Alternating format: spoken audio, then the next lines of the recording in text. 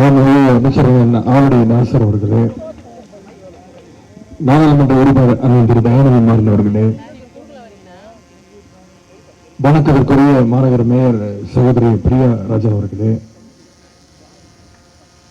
MBR Wilson அவர்களே, மருத்துவர் கலாநிதி வீராசாமி அவர்களே, சட்டமன்ற உறுப்பினர் அண்ணன் தாயகன் கவி அவர்களே, அண்ணன் ஜோசப் சாமுவேல் அவர்களே, சகோதரி வெற்றி அவர்களே,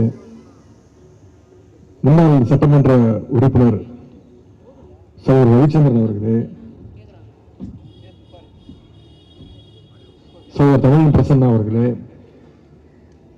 Don Bosco polytechnic principal father Joy Kurian அவர்களே, காளிகாம்பாள் கோவிலுடைய குருக்கள் திரு காளிதாஸ் சிவாச்சாரியர் அவர்களே,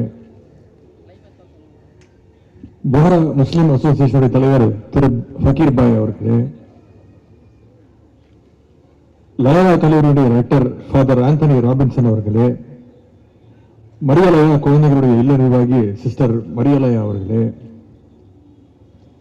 கழக அணிகளுடைய மாநில நிர்வாகிகள் அரண் ஷேக் அப்துல்லா அவர்களே, வழக்கறிஞர் சந்துரு அவர்களே, அண்ணன் உமாகாந்த் அவர்களே, வழக்கறிஞர் தாமோதரன் அவர்களே, அண்ணன் வரதன் அவர்களே,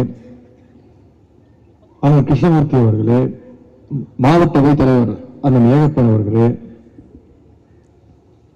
மாவட்ட துணை செயலாளர் அக்கா புனிதேவி எத்திரேசன் அவர்களே, பகுதி கழக செயலாளர்கள் அண்ணன் சாமிக்கன் அவர்களே, அண்ணன் தமிழ்வேந்தன் அவர்களே, அண்ணன் ஐசிஎஃப் முரளி அவர்களே, அண்ணன் நாகராஜன் அவர்களே, அண்ணன் வாசு அவர்களே, அண்ணன் கூப்பி ஜெயின் அவர்களே, அண்ணன் டிஎஸ்பி ராஜகோபால் அவர்களே, அண்ணன் நாகராஜன் அவர்களே, சகோதரர் சோ வேலு அவர்களே, சகோதரர் சுதாகர் அவர்களே,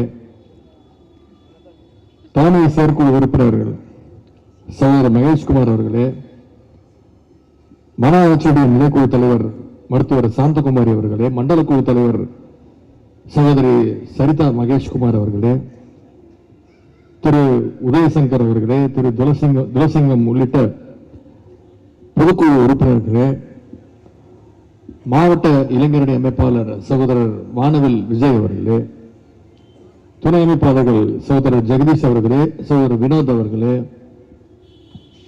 சகோதரர் ஜி ஜே பிரபு அவர்களே, சகோதரர் தனசேகர் அவர்களே, சகோதரர் சங்கர் நானா அவர்களே, இளைஞரணி உள்ளிட்ட அனைத்து அணிகளுடைய நிர்வாகிகளே,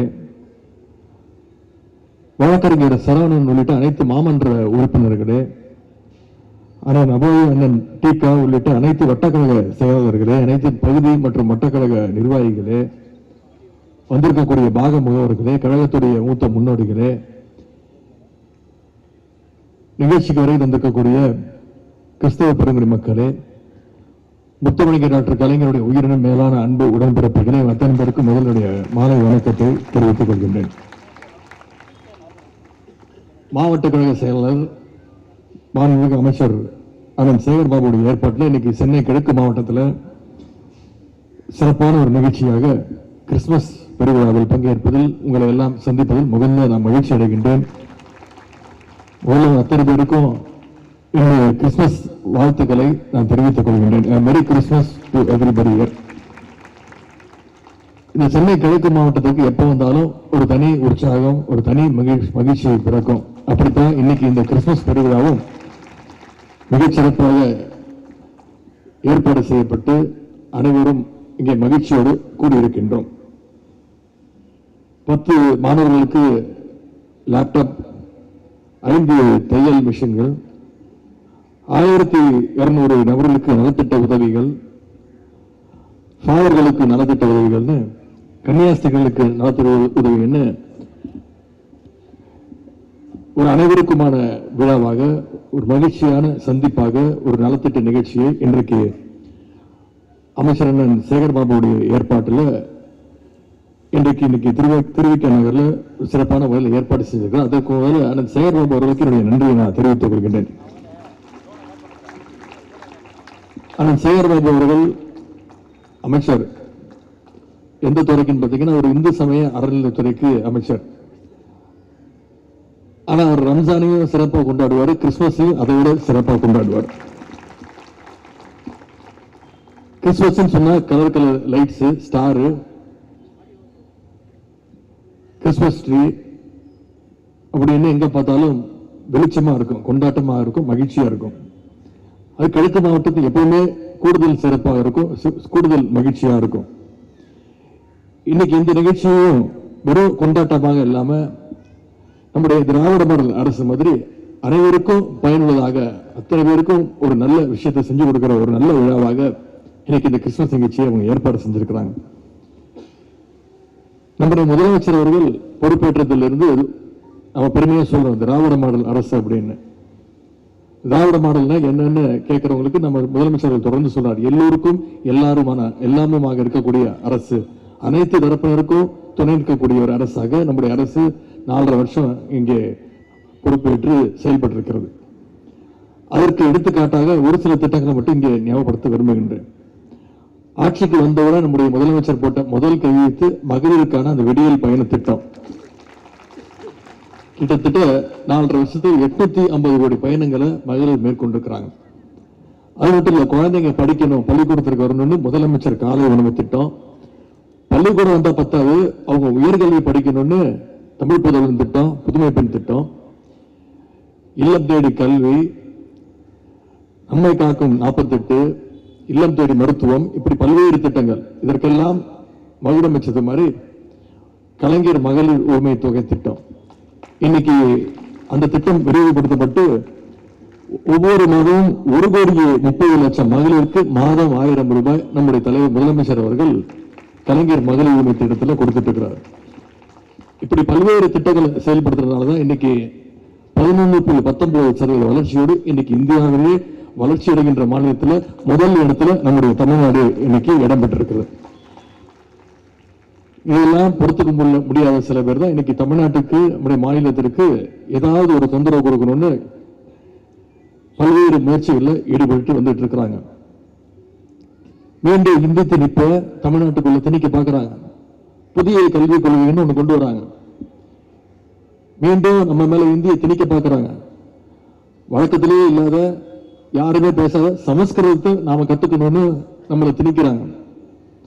குலக்கல்வி திட்டத்தை மீண்டும் தமிழ்நாடு மேல திணிக்க பார்க்கிறாங்க.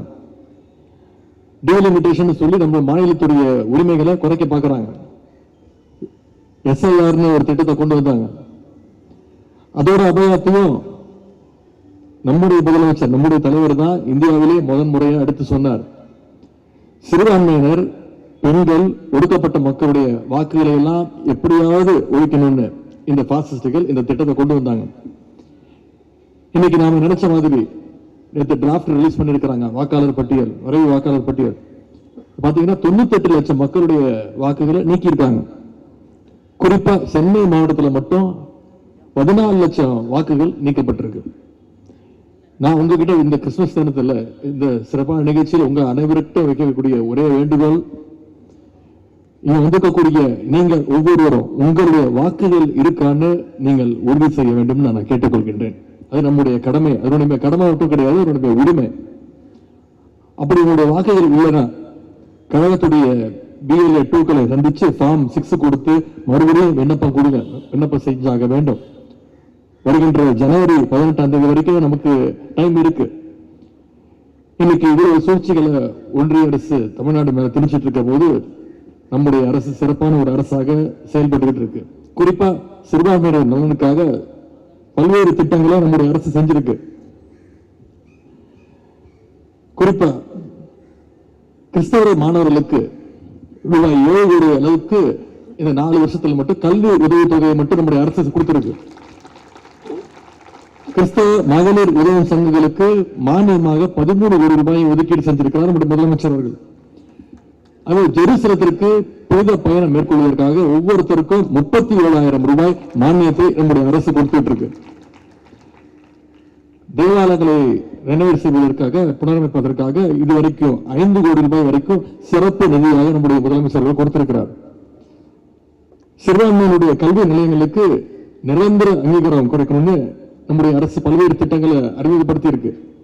இது மட்டுமல்ல, நேற்றைக்கு திருநெல்வேலியில் நடந்த கிறிஸ்துமஸ் நிகழ்ச்சியில முதலமைச்சர் கலந்து கொண்டு முக்கியமான அறிவிப்புகளை வெளியிட்டார். அதை இங்க ஞாபகப்படுத்த விரும்புகின்ற சிறுபான்மை கல்வி நிறுவனங்களுடைய ஆசிரியர் தேர்வு கமிட்டியில அந்தந்த நிறுவனங்களுடைய பிரதிநிதிகளே ஆசிரியர்களை தேர்வு செய்யலாம் அப்படின்னு முதலமைச்சர் அவர்கள் உத்தரவு போட்டுக்கிறாங்க. இது பலவருடைய கோரிக்கை. ஆசிரியர்களுக்கான அந்த டீச்சர் எலிஜிபிலிட்டி டெஸ்ட் டெட்னு சொல்லுவாங்க. டீச்சர் எலிஜிபிலிட்டி டெஸ்ட் தொடர்பா சிறுபான்மை கல்வி நிறுவனங்கள் எதிர்கொள்கின்ற பாதிப்பை உணர்ந்து மாநில அரசுடைய வழக்குகள் உச்ச நீதிமன்றத்திலிருந்து நம்முடைய அரசு அதை வாபஸ் பெற்றிருக்கிறது. இந்த நடவடிக்கையினால சிறுபான்மையினர் கல்வி நிறுவனங்கள்ல 1500 ஆசிரியர்கள் நியமனம் இன்னைக்கு செய்யப்பட்டிருக்கிறாங்க. இப்படி சிறுபான்மை மக்களுக்காக இன்னும் அதிகமாக உழைக்கிறதுக்கு நம்முடைய அரசு தயாராக இருக்கின்றது. சிறுபான்மை மக்களுக்கு எதிராக இன்றைக்கு ஒன்றிய அரசு, பாசிச அரசு எவ்வளவோ சூழ்ச்சிகளா செஞ்சு முயற்சிக்கிறாங்க. ஆனா அவங்களுடைய முயற்சி என்னைக்குமே தமிழ்நாட்டில் வெற்றி பெறாது. அதற்கு காரணம் நம்முடைய தலைவர் அவர்கள் உருவாக்கி வச்சிருக்கக்கூடிய மதச்சார்பற்ற முற்போக்கு கூட்டணி தான். இது தேர்தலுக்காக உருவாக்கின கூட்டணி கிடையாது. நம்முடைய கூட்டணி கொள்கை கூட்டணி என்பதை தமிழ்நாட்டு மக்கள் அறிவாங்க. அதனாலதான் இன்னைக்கு அதிமுகவோட கூட்டணிய நாம சந்தர்ப்பவாத கூட்டணி கூட சொல்ல முடியாது. அது ஒரு கிட்டத்தட்ட ஒரு ஓனர்ஸுக்கும் அடிமைக்குமான ஒரு கூட்டணியாக அது மாறிட்டு இருக்கு. மத நல்லிணக்கத்திற்கும் மக்கள் ஒற்றுமைக்கும் எதிரான பாசிஸ்டுகள் அடிமையான அந்த கூட்டணியை தமிழ்நாட்டு மக்கள் நிச்சயம் முறியடிச்சு காட்டுவாங்க. ஏன்னா திராவிட முன்னேற்ற கழகம் தான் என்னைக்குமே சிறுபான்மை மக்களுடைய பாதுகாப்பாக அரணாக நிச்சயமாக இருக்கும். எனவே வருகின்ற 2026 சட்டமன்ற தேர்தலில் மீண்டும் மிகப்பெரிய வெற்றியை தமிழ்நாட்டு மக்கள், குறிப்பாக இந்த திருவிக நகரில் மிகப்பெரிய வெற்றியை நீங்க அத்தனை பேரும் நிச்சயம் நம்முடைய திராவிட முன்னேற்ற கழகத்திற்கு உதயசூரியன் சின்னத்திற்கு நீங்க கொடுப்பீங்க அப்படி என்பதை தெரிவித்துக் கொண்டு, அந்த நம்பிக்கை எங்கள் இருக்கிறது என்பதை தெரிவித்துக் கொண்டு, இந்த நிகழ்ச்சியை மிகச்சிறப்பாக ஒருங்கிணைத்து ஏற்பாடு செய்திருக்கக்கூடிய வணக்கத்திற்குரிய மேயர் சகோதரி பிரியாராஜன் அவர்களுக்கு மீண்டும் என்னுடைய நன்றியை தெரிவித்து, வெல்வம் 200 படைப்போம் வரலாறு என்று கூறிக்கொண்டு வந்திருக்கக்கூடிய அனைத்து கிறிஸ்தவ பெருமக்களுக்கும் மீண்டும் என்னுடைய இனிய கிறிஸ்துமஸ் தின வாழ்த்துக்களை தெரிவித்து வாய்ப்புக்கு நன்றி கூறி விடைபெறுகின்றேன். நன்றி, வணக்கம்.